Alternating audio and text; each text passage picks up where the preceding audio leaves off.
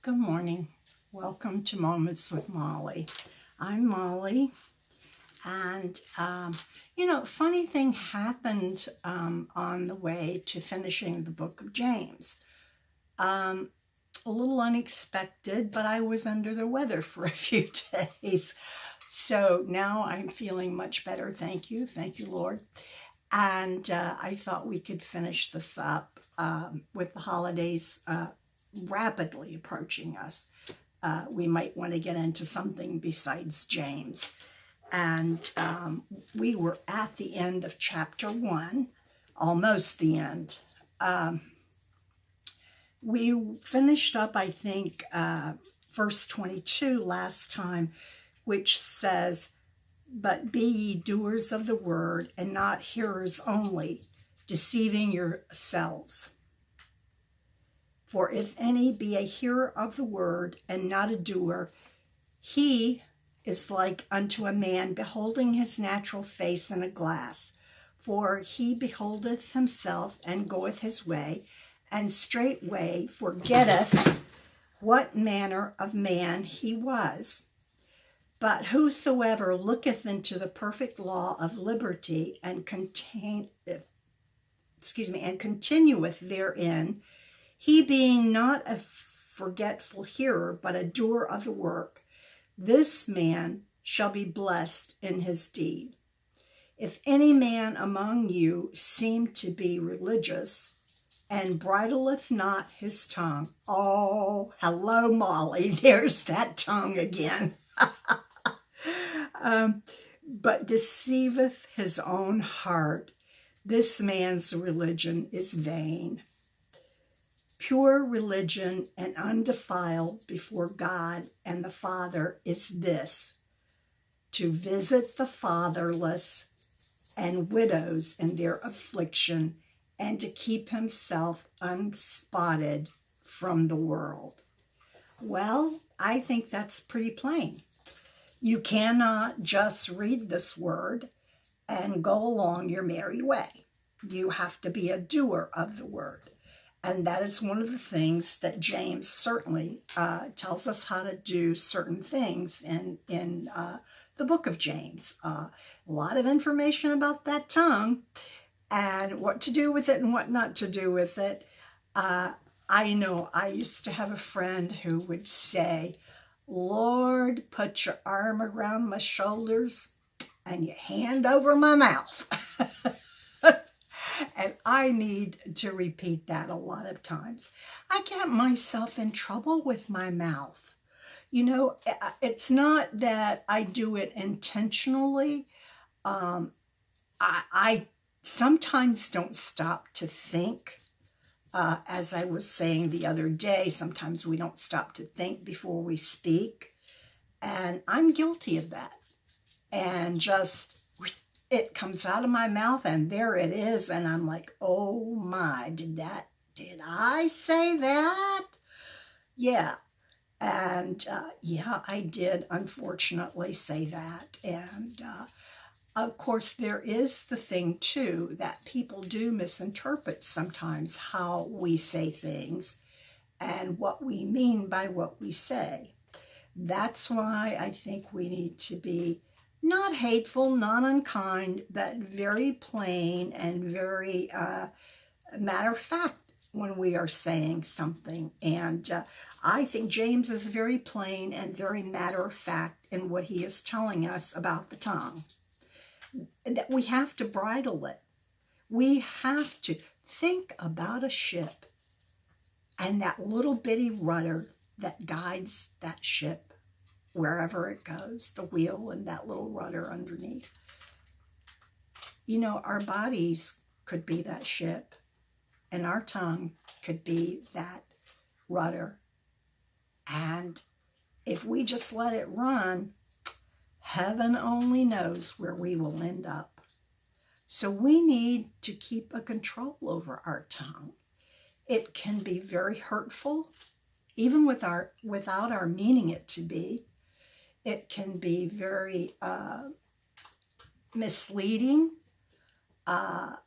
People can get the entirely wrong impression of our walk as a Christian, because we don't sometimes say things in the manner we should. We just pop off at the drop of a hat, and that sometimes gets taken the wrong way, and it can be very hurtful also. But I like the part that says in verse 27, pure religion and undefiled before God and the Father is this, to visit the fatherless and widows in their afflictions, and to keep himself unspotted from the world. We are to be separated from the world. We have to live in this world, but we do not have to be part of it. We do not have to be partakers of the things of this world. And we are to separate ourselves and be holy, because God is holy. Oh, what a blessed, blessed hope that if we do these things, God is going to see these deeds and he's going to bless us. It says so right here in the book of James, chapter 1, end of the chapter, that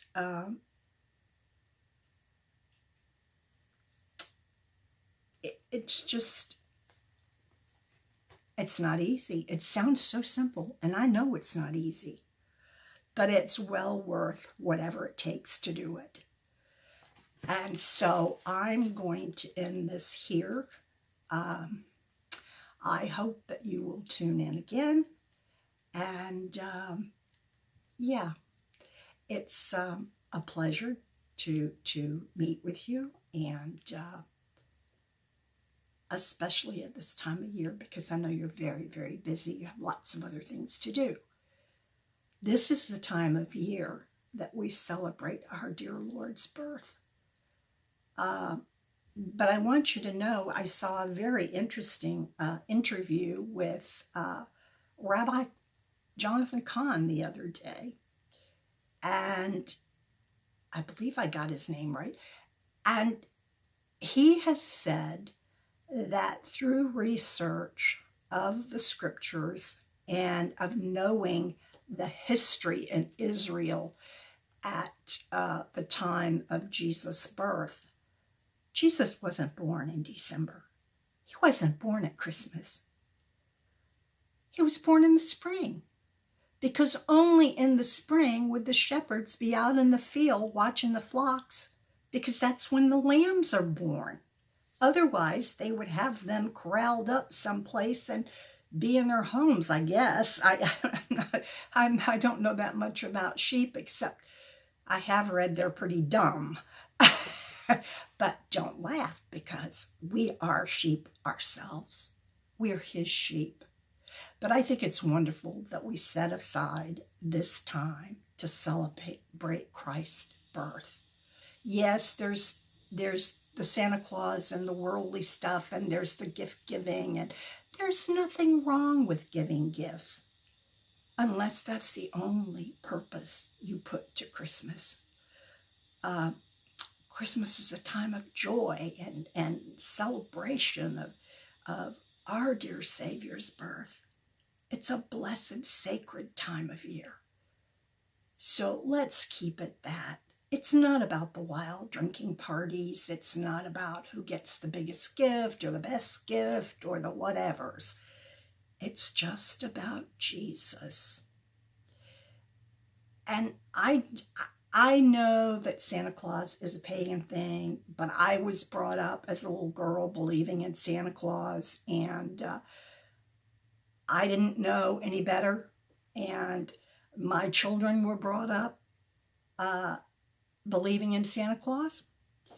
And at our house, if you didn't believe in Santa Claus, you didn't get any presents. That's the truth. I'm not joking. It's the truth. Ask my kids. Anyway, I hope you've enjoyed this first chapter of James. And maybe tomorrow we will do something different and then get back into James again later. God bless you. Have a wonderful, wonderful evening and, afternoon and evening.